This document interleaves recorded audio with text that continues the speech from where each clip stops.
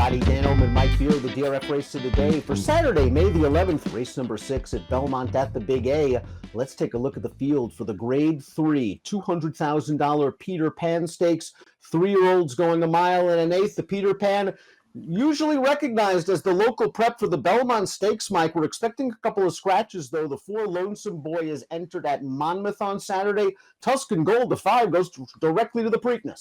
Yeah, it's going to have a shortened field here down to just about 60. And I guess the scratches will change the pace dynamic. Maybe it opens this race up a little bit just because Tuscan Gold is your morning line favorite. But you're right, Dan. Prep for the Belmont Stakes, it certainly was last year, wasn't it? Let's throw up the Timeform US pace projector for the Peter Pan. And Lonesome Boy was expected to make the lead. He's not going to run in all likelihood. That could put Antiquarian on the lead, Mike, the number 6 for Todd Pletcher. And we haven't seen this guy since the Louisiana Derby. It was only his 3rd lifetime start, his first out of the maiden ranks, and he got very, very fractious before the start. If he kind of cools down and is a little bit more mature, maybe he can get to the front, although the number 3, the Wine Steward, is very tactical. Yeah, I won't argue with any of that stuff. I suppose Antiquarian could make the lead. I personally thought, Dan, that the scratches maybe just make this a spot where the 2 Unique Insight just go to the lead again. He wired a field last time going this distance. He's very tactical. He can be forward in this race. These scratches might really help this horse's chances. Once these scratches are made official on Saturday morning, this Timeform US pace projector will update, so keep an eye on any sort of changes. We're going to start things off with the number 1 Protective, who you see on our pace projector coming from the back of the pack. And here's Protective. He's still a maiden. This is only his 3rd lifetime start. It's the Wood Memorial, and he runs on well to be 3rd, Mike. He's really a maiden in name only. He's got some ability. Yeah, nice performance here. He was only so far back in this race too, because he took a pretty good bump at the start here. He got away last and outrun early. He runs okay in this race. I feel like that pace projector probably doesn't have this horse pegged correctly, because I think he's going to be way more forward with a good start in this race from the rail. It's a great post for this horse. So far, his form is fine. I don't think he's overmatched by these horses, even though he's a maiden. The 2 is Unique Insight. This is an expensive son of Gunrunner, and Chad Brown's taking it slow with Unique Insight. He wins his maiden 2 starts back at 9 furlongs. Chad doesn't throw him right into a stake, put him in a first-level allowance race, caught a sloppy track, and Unique Insight did it again. Here he is, going right to the front. He set a legitimate fractions over this sloppy track, and he keeps on going. And he got a fig, Mike, a 93 buyer. And I don't really think it was just a slop-aided buyer. I just have a feeling this colt's coming into his own at distances. I think that's a fair way to look at him, too. He didn't walk on the lead here, Dan. They obviously had a plan in this race. Eric Cancel rode this horse from the gate. They wanted the lead. They got it. He was loose all the way around the track, however, and he's just going to hold on here. He ran really well. The figure makes him very tough. He got a perfect trip when he won 2 starts back. Also, against a field that I thought was a little subpar, but I'm not going to knock this horse's recent form. Could be another good trip coming here. Number 3 is the Wine Steward, a New York bred. He won his first 3 starts, all of them sprints. Then he was a good second in the Grade 1 Breeders' Futurity behind the talented 2-year-old Locked, and then he went to the sidelines. He did make his seasonal debut in the Lexington at Keeneland, going 1 1/16 with the short stretch. He got a decent enough trip, sitting in the pocket right behind the winner, Encino, got to the outside, has his chance. Maybe the layoff caught up with him right here. Yeah, maybe this is where the layoff comes into play.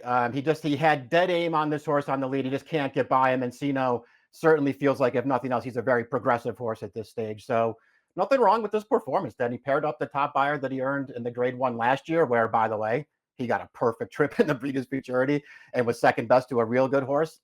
I don't know, man. I'm not going to knock this horse. He's going to be a short price in here. Maybe he's the horse to beat. I think maybe with the scratches, he is the horse to beat, and with his tactical speed, he usually does work out good trips. Does the 9 furlongs bother you with this guy? Not right now, no. I mean, I'm not going to worry about distance with him at this point. I mean, I can't say that I'm totally sold on him at this stage, but he's a good horse, man. There's probably a good trip coming here. Lonesome Boy, a stakes winner at Parks, 4th in the Wood last time out. He's entered at Monmouth, the 5 Tuscan Gold, 3rd in the Louisiana Derby. He's going to go right to the Preakness as a 4th-time starter. So we'll move on to the 6 Antiquarian, who was a maiden winner at the Fairgrounds 2 starts back. Todd threw him to the Wolves, perhaps in the Louisiana Derby, broke through the gate prior to the start, stayed close to the pace, got tired at the end. That was a pretty solid pace. He's going to be up close here. Yeah, he can run better in this race. The only win so far is on a wet track when he was able to sort of get a really nice trip that day, Dan. But I thought he ran well in there. I thought his debut was a fine performance. he kind of ran deceptively well, I thought, in the Louisiana Derby last time. I mean, he was very wide around the final turn of that race and only got tired at the end.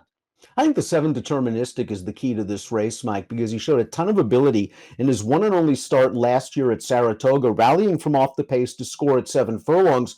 And then off of a long layoff, he looked really strong, winning the Grade 3 Gotham, going a one-turn mile, albeit over a wet track. And as good as he looked in those first 2 starts, that's how bad he was in the Wood last time. Yeah, it's a really confounding effort from him. He's 4-5 in the Wood Memorial, first time around 2 turns. He did get bumped at the start. He was a little hard to settle early in that race, Dan, but overall, he got a perfectly fine trip in that race. He never looked like he was going to win, and he was bad. And to me, that's one of the things that just makes him a really tough call in here, because it's not like he showed up and he ran a little bit and it felt like the distance got him beat or the competition got him beat, whatever. He just didn't pick his feet up. So what do you do with him now? I mean, there's an argument to be made that he's the most talented horse in this race, and if he runs his good race, he's just going to win. But he's a tough call at this point. Another horse with good tactical speed. He needs to relax somewhat in the early portion. He was really pulling in the opening strides of the Wood Memorial. Maybe he can sort of settle in behind horses. Native Land is the number 8, lightly raced, only 4 starts, and Riley Mott's gotten him good. He won his last 2 starts, including this race at Keeneland, a first-level allowance over a sloppy track. We see Native Land just getting to the outside, Mike. For a brief second, it looked like he was going to be outmoved, but he just keeps grinding and grinding. This is the kind of horse that you wanted a distance like a mile and an eighth because he's reaching out for ground at the end. I like this performance too. I think that's an okay horse that he's closing down at the end too, Dan. The horse that got the jump on him around the turn, and that's the short stretch at Keeneland too. And he came and got that horse at the end. That was a really good effort. His win 2 back was really impressive with a big move off the turn from far back. Even his first 2 starts, if they didn't get figures, he ran really well in those races with different running styles. It kind of feels like they can do anything with this horse. It's not an easy spot for him here, but he's pretty interesting. Before we take a look at our top selections, please click the subscribe button on the Daily Racing Form YouTube channel for the latest DRF videos. Top pick time, Peter Pan, perhaps the local prep for the Belmont Stakes. You're going to go with a price. Native Land on the outside comes into this race off 2 good-looking wins on wet tracks.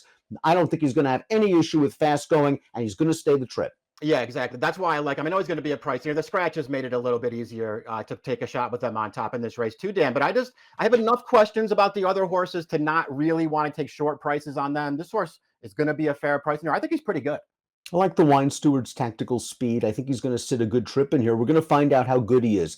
This might be the toughest test of his career, going a mile and an eighth, but he's kept some really good company thus far for Michael Maker. 3621 for me, 8736 for Mike. In the Grade 3 Peter Pan, it's your Saturday DRF race of the day. Nice card at Belmont at the Big A. Good luck.